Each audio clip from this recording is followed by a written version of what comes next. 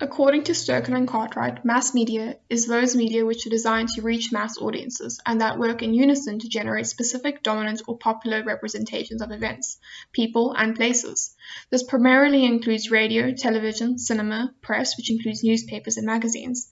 But the term starts becoming a bit foggy when it comes to more modern forms of media such as the internet, the web, and multimedia, as they no longer target or involve such mass audiences. This may be true, however, we cannot overlook the influence these media forms hold over society. In a sense, internet has altered the definition of mass media. Whereas before, mass media was a channel of communication which a small group of people communicated to a large group of people. Now, through the internet, consumers are able to control and even create media of their own, making them both the producer and the consumer. One is able to track how much attention new information is getting through likes, comments, reads, follows, so on and so forth. Mass media first became popular around the 1920s and has become one of the world's greatest phenomena. Information is power, and people want power. Newspapers, magazines, the internet, social media, these are all forms of mass media, and they relay multitudes of information every day. Trends, politics, gardening tips, local news, global news are all forms of information which pass through by us every day. Being such a great phenomena, it comes with both its positive and negative effects. It is easier to determine the positives of mass media as it is something we all interact with and enjoy on a daily basis. 7 a.m. breakfast newspaper, 7 p.m. television news report, those social media study breaks. So we all, of course, tell ourselves that it is a good thing. And yes, it does have its benefits. Mass media has made the world a smaller place. It keeps us all connected through the communication of information. Through mass media outlets, we are able to communicate with people who are sitting time zones away from us. It helps to spur businesses as they now have a platform to advertise their products and services. They are able to reach clients they otherwise would not have been able to reach through the mass outlet of mass media. Not only does mass media keep us connected and carry news and events, but it also is a base to learn and educate ourselves and expand our knowledge on subjects we may not have previous knowledge on. For instance, I have an interest in archaeology and like to keep up to date with recent major discoveries. As a design student, I have very little teaching in archaeology or any information on this, so all the information and knowledge I have gained on it, I have gained through forms of mass media, documentaries, magazines such as National Geographic History, and the internet. Mass media has become a platform to spread art and culture. One of the biggest influences is its power to give voice to the voiceless. Now, this comes with its drawbacks too, but we'll get into that later. Reporters bring us information through mass media. Through multimedia platforms, we as the consumers can also be producers and raise our own voices on our thoughts, feelings, experiences, and through this shed more information on the subject. As said before, mass media used to be a small group of people communicating information to the masses. Now, anyone can do this. A good example is that of the Black Lives Matter movement. In 2020, George Floyd, a black adult male, was murdered due to police brutality.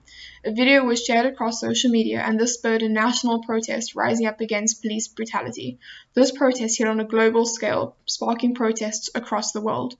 People were kept up to date on this through forms of mass media. The silent protests, the rioting along Madison Avenue, we all experienced it through media. The negatives of social media. Information is power, and with this comes the power of manipulation. We live in a world where we all have the power to be a journalist, which technically means no one is a journalist. Information is literally just a click away. It takes no time to find the information, however, it does take time to process the information, time we often don't have. So how do we filter this information? Everyone has been given a voice through mass media, which also means lots of different opinions, views, and often even clashing or distorted facts. We now have too much information. What we have to do is filter our news, separate fact from opinion so that we can form our own views. People get confused and often take opinion as fact, and this leads to the spread of misinformation.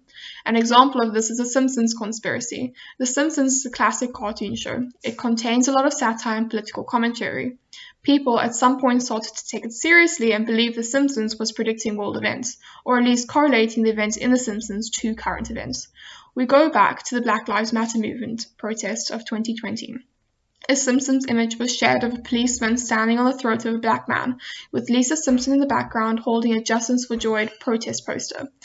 It later came out that the image was completely doctored and not real at all, but the misinformation had people completely convinced that the Simpsons creators had some kind of communication with the future. Other drawbacks also include the homogenization of culture, as through the influence of media we all seem to hold a shared identity, and the fear is that localized culture and tradition will be lost through globalization. We also have the more common threat of losing connection with the people who are directly there with us. We are all culprits of this, sitting with our family but instead watching TV or communicating with a person who lives countries away, as opposed to the person right in front of you. In Marxist theory, false consciousness is a way of thinking which prevents us from perceiving the true nature of a social or economic situation.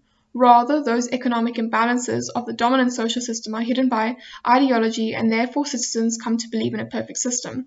False consciousness becomes an oppressive concept as it throws social citizens into a box of unaware and pliable idiots who trust the system because we are told to. Benedict Anderson writes that we live in an imagined political community. Imagined because we live in this community or world where majority of the people we do not know, we will never meet and never hear of, many places we will never ever visit.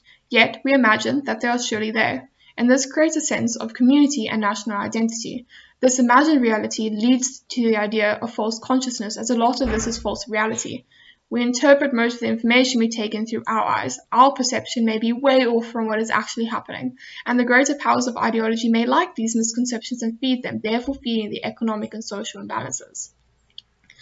In the beginning of this project, we were asked whether we believed mass media to be responsible for feeding false consciousness to its consumers, or whether it promotes democracy, equality, and other positive social ideals.